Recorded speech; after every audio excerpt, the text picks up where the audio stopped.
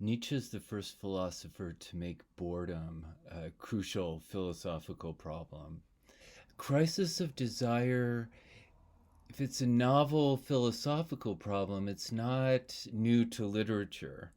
In fact, Rene Girard, who we're reading this week too, traces how the novel is sort of a symptom of a disease of desire, of mimetic desire, imitative desire, um, which is to say, we think of desire as a natural thing that springs spontaneously out of us. But all these thinkers, uh, Marx, Freud, and Nietzsche, and Girard, um, coming much later, um, recognize it as a social convention that we learn how to desire, we learn how to be who we are. For Girard, the crisis of desire has to do with rivalry. Mimetic desire means we learn how to desire by imitating others, which is to say that to the extent we imitate their desire is a rival. They count as rivals. Mimetic desire describes the post Renaissance European world in general, the humanist world. He wrote a huge book on Shakespeare called The Theater of Envy. It's all about how characters' um, desire comes from imitating other characters. Western humanist individualism, it's inherently nihilistic and resentful, in that we're copying people but also resenting them for occupying the space that we want to occupy, or occupying the identity that we want to occupy, resulting in kind of scapegoat mechanism, the triangular desire, where in order to fulfill my desire, I have to displace someone else. I have to show why they're wrong in order to prove why I'm right, or show why they're fake in order to demonstrate that I'm authentic. So, zero sum game, nihilistic, inherently violent. Girard's solution to this is also related to Nietzsche and our discussion today, um, especially Nietzsche's later work on the death of God, and Zarathustra as this kind of new Messiah. Girard's solution to uh, triangular desire, rivalry, and then nihilism that I was just describing, the scapegoat mechanism, is Christianity, is what he calls the external mediator. So instead of the uh, internal mediator, who becomes our rival because he is internal to our world, when we're envying people that occupy the same reality that we do, um, when we imitate them and envy them, that they are internal mediators. Um, but what Jesus Christ offers, according to Girard, and what the great novels offer, like Don Quixote, is external mediators, models of desire that are outside the world we live in, and therefore can't become objects of rivalry. Everybody can share in the love of Christ. Um, and the love of Quixote. Their desire is outside the world. It's based on fantasy, and so I think this has shares a lot with Romanticism. Keats's idea of negative capability is, I think, essentially the same. Living in uncertainty, mystery, and doubt. I don't need to sacrifice or displace anybody in the world in order to express my desire, communicate my desire, communicate my identity. So Nietzsche, in a way, you could say, looks at the term philosophy, the love of wisdom, and points out that the wisdom side of the equation is disproportionately emphasized at the expense of the love side of the equation. That we've just become dogmatic and rigid in our concern for truth and knowledge, and forgotten the role of love in philosophy. That it should be engaging of our desire, inspiring of our love on some level, rather than just a question of correct knowledge or truth. And so he begins the book Beyond Good and Evil by thinking about philosophy. What if we thought about philosophy as seduction? And not in terms of just knowing the truth and possessing it, but seducing it. Like you had to actually display some art and passion and seductive power. He says if you think about it that way, all our philosophers are just like clumsy lovers, possessive, clingy.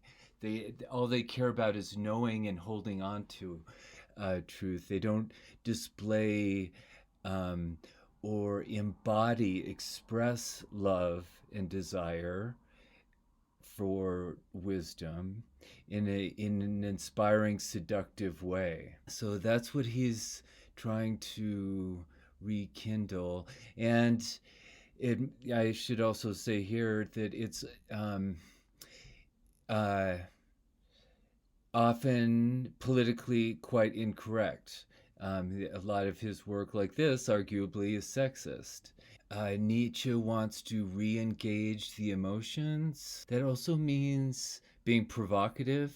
I think provocation in its own right is something of interest to Nietzsche. That sparks our desire, offending us. On a philosophical level, I think he's also interested in the embodied experience of ideas.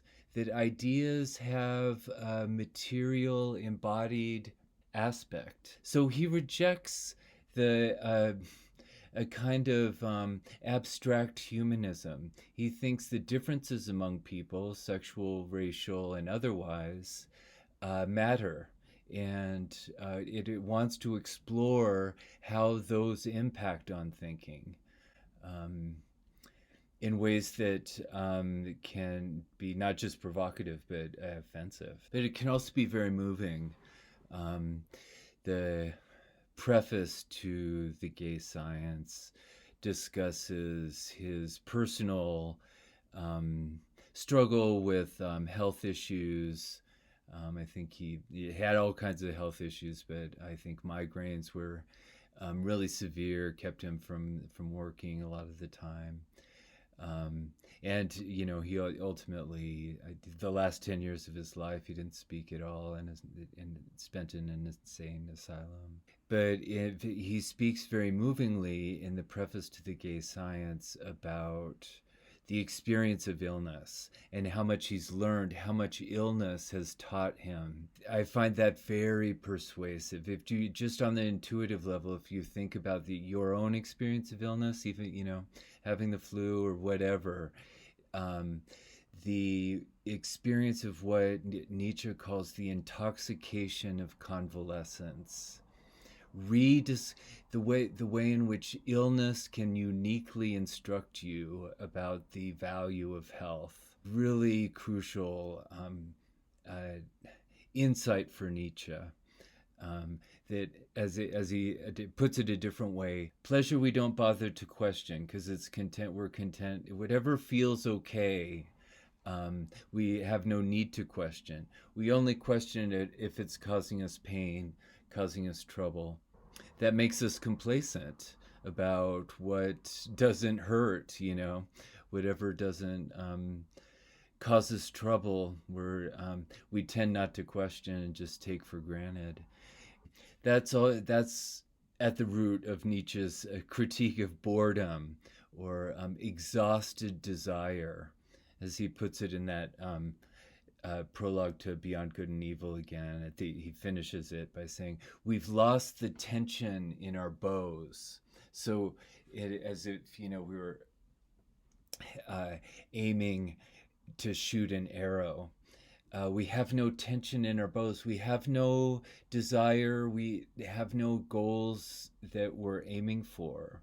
He finds that sinful. I mean, he doesn't use the word sin, but he used the word contemptible.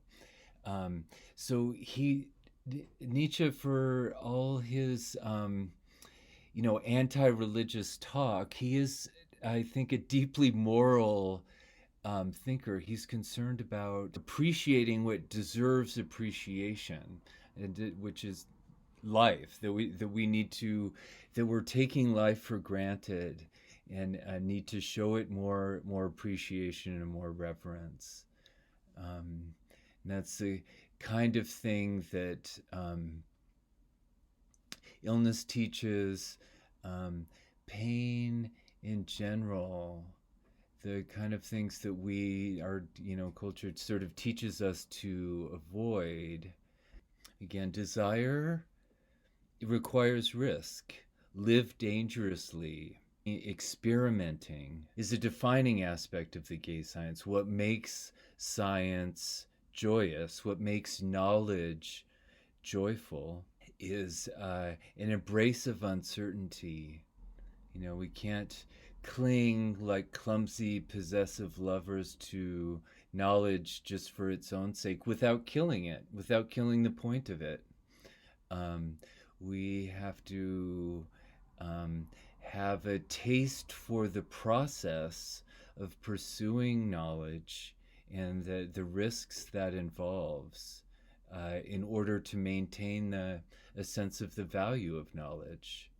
So when Nietzsche says God is dead, what he means is God is dead as a motive of action, as a purpose for living.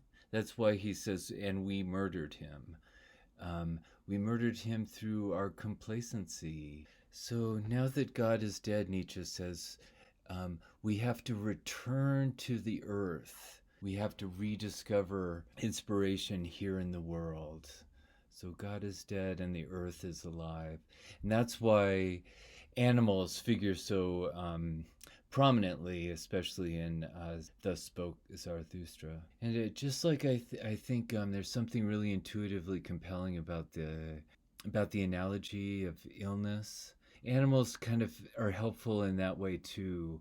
And if you think about the exuberance a dog, displays just for the most mundane, walk or activity, that exuberance for life, animals exude a kind of gratitude for life that Nietzsche finds morally instructive and inspiring. I think this little cartoon, this little story is a good example. That contrast between like human complacency, I just want to sleep, and the noisy enthusiasm of animals in general. They wake up and start running around making noise for no reason. They're all like, holy crap, I'm an animal and it's really early in the morning. I'm a bird, I'm a dog, I'm a squirrel, I'm a horse.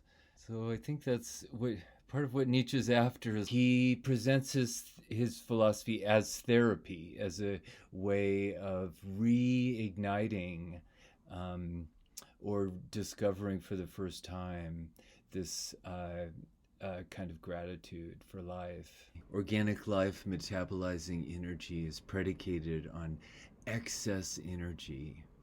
Like Darwin's theory of evolution is based on the idea that species, the way in which we break down nature and define it in terms of different categories, nature's always overflowing those categories with variations that evolve into ever new as species. Should, like Darwin, believe that nature is founded on a principle of abundance. The origin of organic life is abundant energy.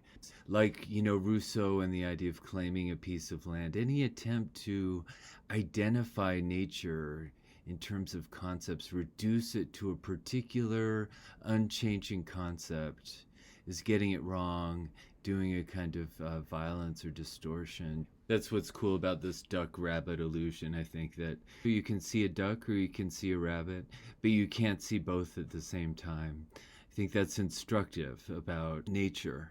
You think you see certain forms, but you'd have to be aware of an underlying alternate possibilities that are perceiving one thing is disguising other possibilities. Darwin doesn't describe a zero-sum game among species fighting it out for limited resources, but a creative overabundance trying to discover and inhabit more and more habitats. But this is the point Nietzsche emphasizes, regardless of his misunderstanding of Darwin. In nature, the state of distress does not prevail, but superfluity, even prodigality to the extent of folly.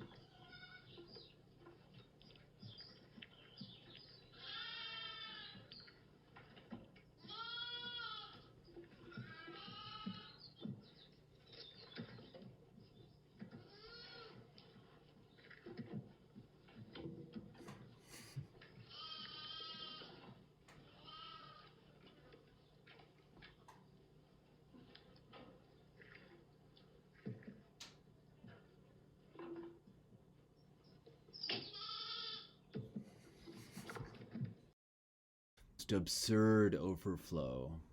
That's what Nietzsche correlates with the gay science. This is why Nietzsche advocates polytheism over monotheism in Aphorism 143 as an expression of this overabundance. Our mental life, our communication in language and thought should express this overabundance rather than try to contain it. We contain it to our own jeopardy. It's comforting and in certain ways empowering to homogenize the world in the manner of reductive science, to reduce it to repeatable patterns. It's a good way to exploit resources in the world, take advantage of recurring mechanisms in the world. The promise of ideas, of control, putting the changeability of the world under an unchanging control. But in the end, it makes us stupider because the reality of the world is always changing. That's why he's advocating polytheism here. It's an enriching of a complex, diverse environment. The inventing of gods, heroes, and supermen of all kinds, as well as coordinate men and undermen, dwarfs, fairies, centaurs, satyrs, demons, devils. The freedom which was granted to one god in respect to other gods was at last given to the individual himself in respect to laws, customs, and neighbors.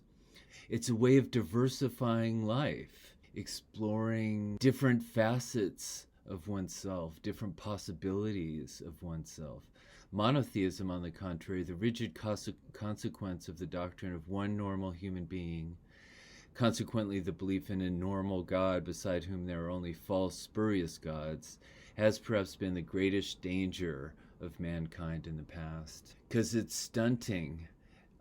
For all its regulative power, homogenizing society, putting everybody on the same page, it's terribly limiting. It turns the changeability of the world and of regular life into a threat rather than something to explore experimentally, creatively, playfully, artistically. The changeability of the world just becomes a threat, something to dominate or be scared of. Consciousness, Nietzsche argues, is proto-communication. When we reflect on ourselves, our consciousness of ourselves is already preparing for a translation or communication of our individual experience into socially comprehensible terms, normative terms. To the extent we're able to represent the world in abstract, socially communicable terms, we get the world wrong. It's always a misrepresentation. But this has a herd advantage. This communicability consolidates the social group. So Nietzsche says here, the beings in evolution who did not see correctly, who generalized things, overlooked the fine-grained differences, had an advantage over those who saw everything in flux. So attentiveness to the variety, squandering consciousness on the actual flux and variety of nature was a disadvantage. So this misrecognizing and homogenizing of the actual variety of the natural world strengthens the group, increases the solidarity of the group, but it homogenizes the variety not just of nature, but of individual experience itself. Nietzsche emphasizes here, it's we who think and feel that actually it increasingly makes something which did not before exist. The whole eternally increasing world of valuations, colors, weights, perspective, gradations, affirmations, and negations. Experience itself, individual experience itself, is always creating something new in the world that gets canceled and ignored or repressed insofar as we conceive of it in our own consciousness, in terms we can translate, make explicit, and explain socially. So knowledge becomes, Nietzsche suggests here in Aphorism 355, a kind of defense against the world, an expression of fear of the world. Is it not the instinct of fear that bids us to know, to uncover under everything strange and unusual something that no longer disturbs us? Nietzsche suggests there's something basically morbid about our objective understanding of the world. It's a morbid resistance to life, to curiosity, discovery about the world. Life is an experiment. What we understand of life should not be a consolation for the uncertainty of living, but an occasion to experiment, to engage in a heroic way, in which heroic feelings too find places to dance and play. All action in the world is a leap of faith. It says in 287, he delights in blindness. My thoughts show me where I stand, but not where I'm going. So we learn from what we do. Acting in the world is an experiment that teaches us about the world. We learn from doing what we do and what we leave undone. Nietzsche here is actually intuiting a principle of Darwin's theory of evolution, that he doesn't refer to, but Nietzsche's insistence on the importance of diversity, of the vitality of variation, is something Darwin emphasizes as well. The more diversified the descendants from any one species in structure, constitution, and habits, by so much will they be better enabled to seize on many and widely diversified places in the polity of nature, and so being able to increase in numbers. Darwin's principle of fitness is variation. The fitter the species, the more variation in the species. That's a really key idea, and I think often overlooked idea.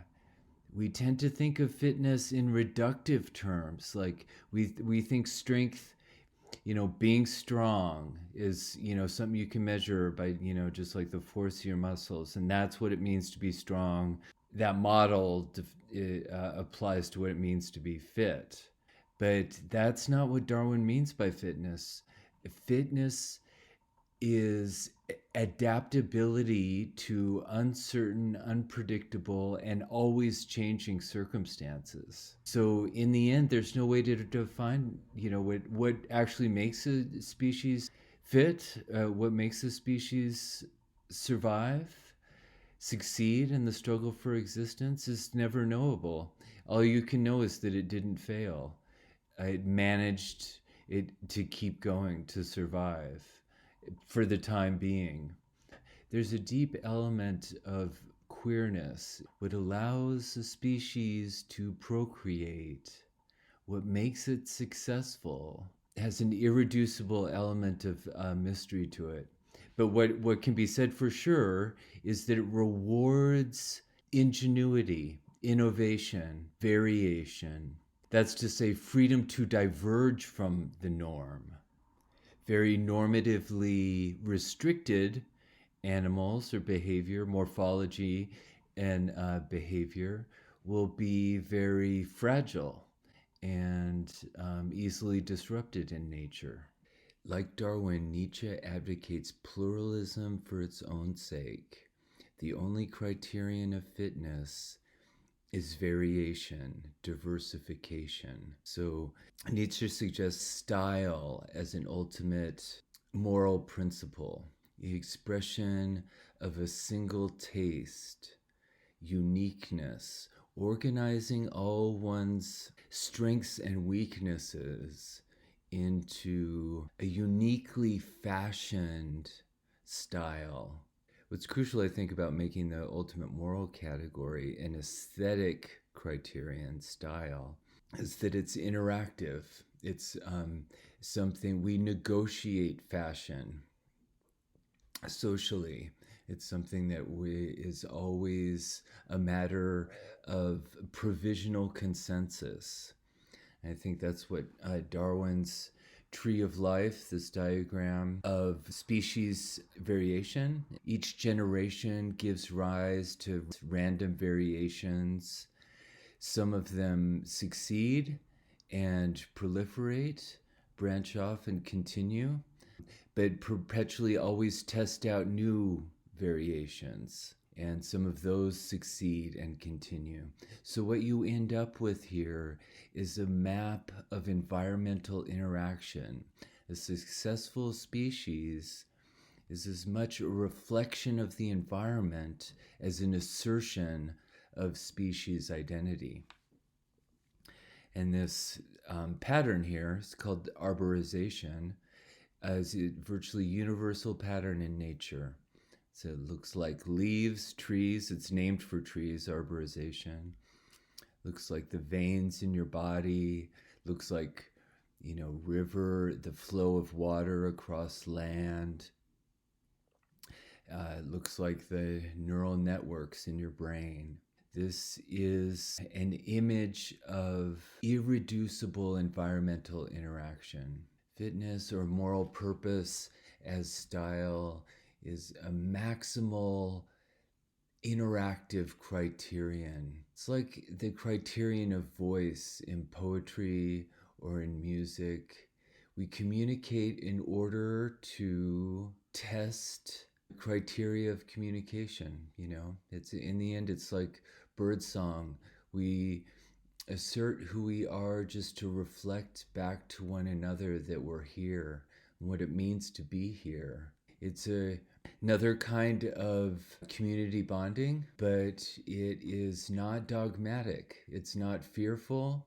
It's experimental and joyous and seductive, asserting or testing my taste in character is an appeal for other people's taste in character, an ever enriching, ever more enriched social conversation, social interaction. So Nietzsche suggests here in Aphorism 303 that he's more grateful for his mistakes in life, for things that don't work out, than for successes. Reminds me of this, I've heard a saying, experience is what you get when you don't get what you want. In a sense, to get what you want is for nothing to really happen, because reality is just sort of seamlessly matched up with your expectation. We learn about life from what life throws at you that you don't expect. So Nietzsche rejects the idea of a determinate object or purpose of existence. It preempts, forecloses the possibilities of discovery, experiment, and innovation. And for the same reason, Nietzsche criticizes tragedy and favors comedy. Tragedy offers a conclusion. It offers a conclusive lesson, tells the story of mistakes in order to teach lessons about the object of existence, the purpose of existence, and how particular characters and particular stories get it wrong. And then we learn from their mistakes how to properly pursue correct purposes. So Nietzsche says, in the big picture, these small tragedies resolve into the open-ended comedy of existence, unending, inconclusive, because conclusions are consolations. It's like this is moving from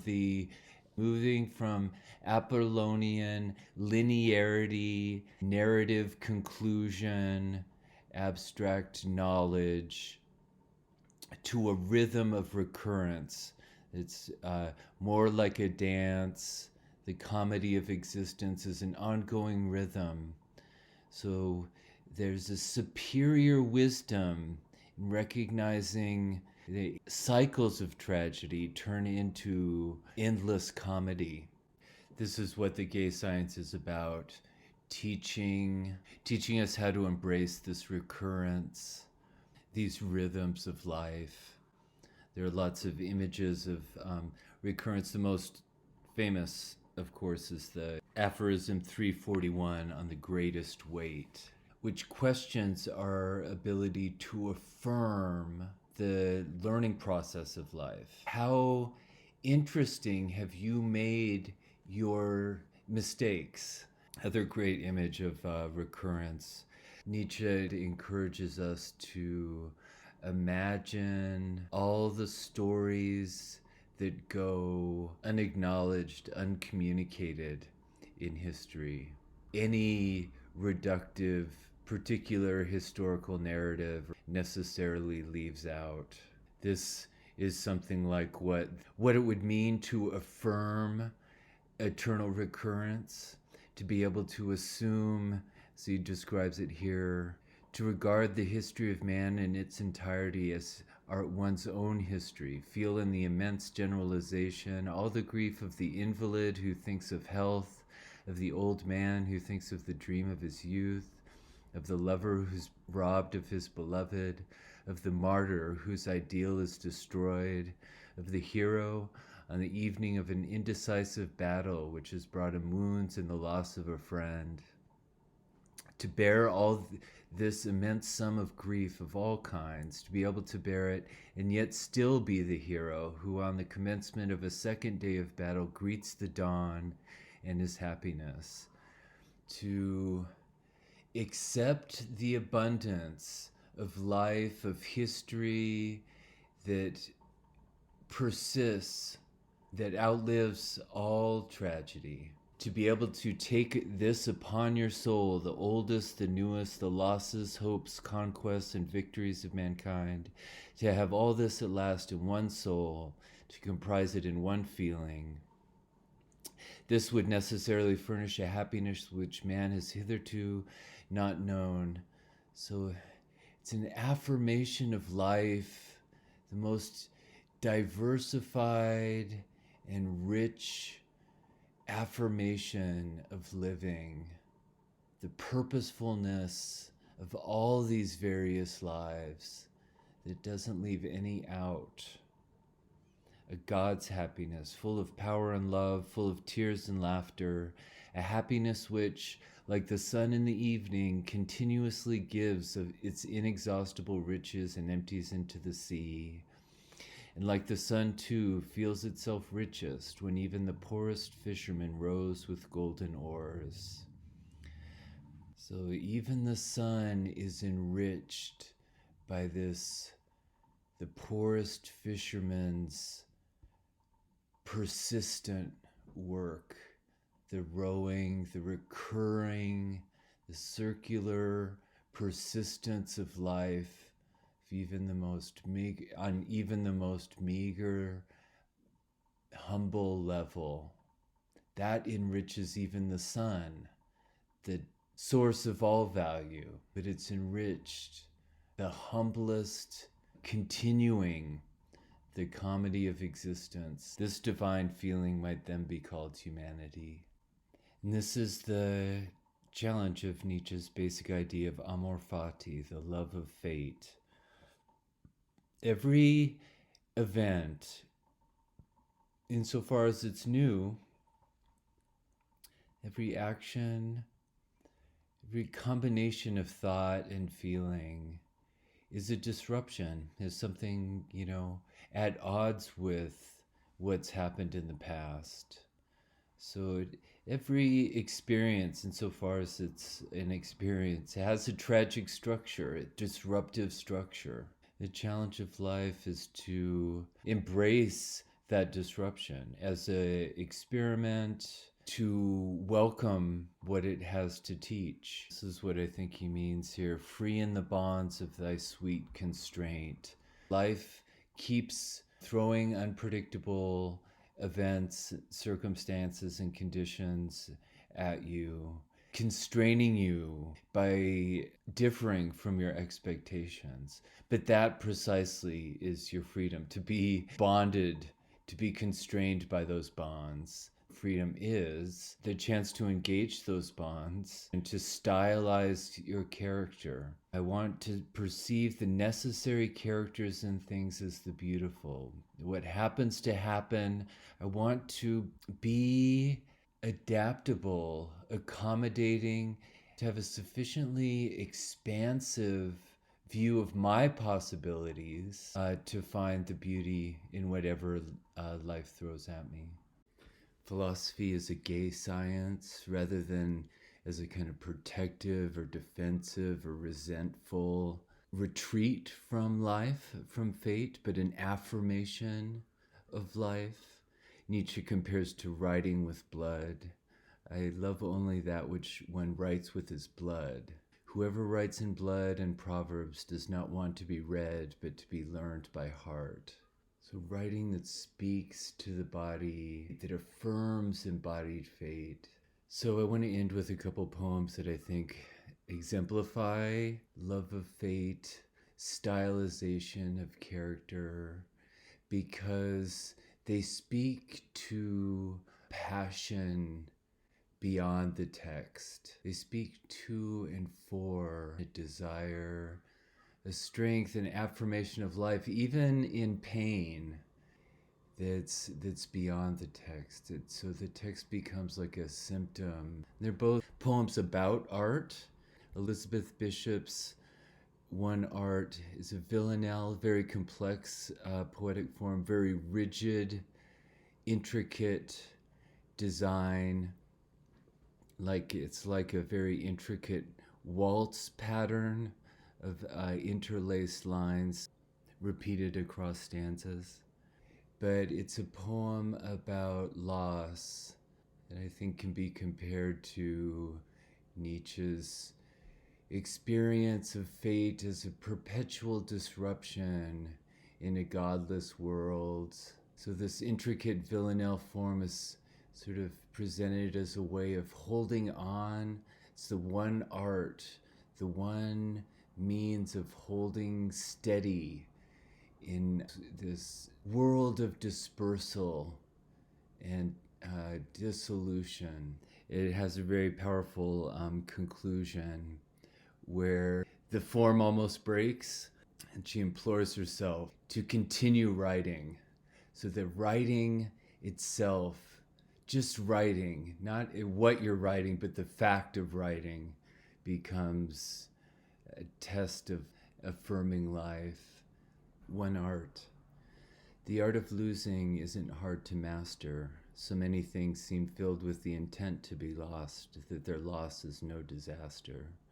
Lose something every day, except the fluster of lost door keys, the hour badly spent. The art of losing isn't hard to master.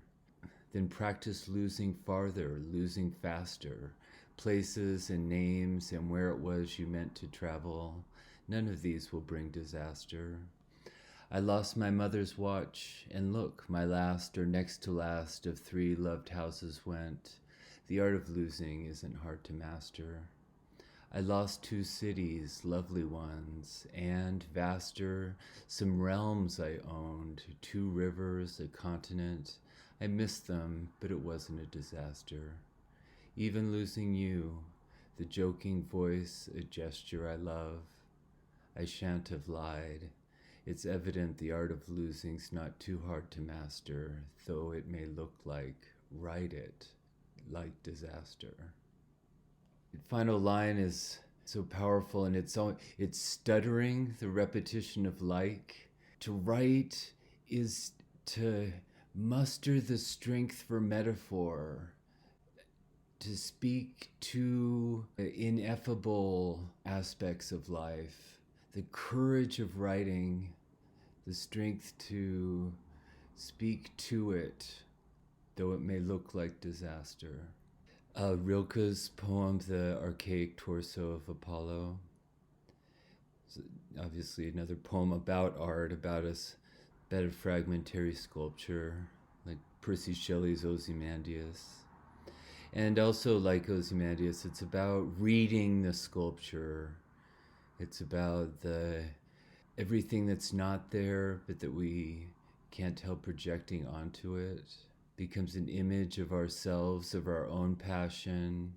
The artwork mediates our own reproduction, our own rebirth, and bears witness. The artwork is looking at us and bears witness to who we would be, mirrors our own desire to us, and thus implores us to live up to that desire. We must become who we are, as Nietzsche puts it. We cannot know his legendary head with eyes like ripening fruit, and yet his torso is still suffused with brilliance from inside, like a lamp in which his gaze, now turned to low, gleams in all its power. Otherwise, the curved breasts could not dazzle you so, nor could a smile run through the placid hips and thighs to that dark center where procreation flared. Otherwise, the stone would seem defaced beneath the translucent cascade of the shoulders, and would not glisten like a wild beast's fur, would not from all the borders of itself burst like a star, for there is no place that does not see you. You must change your life.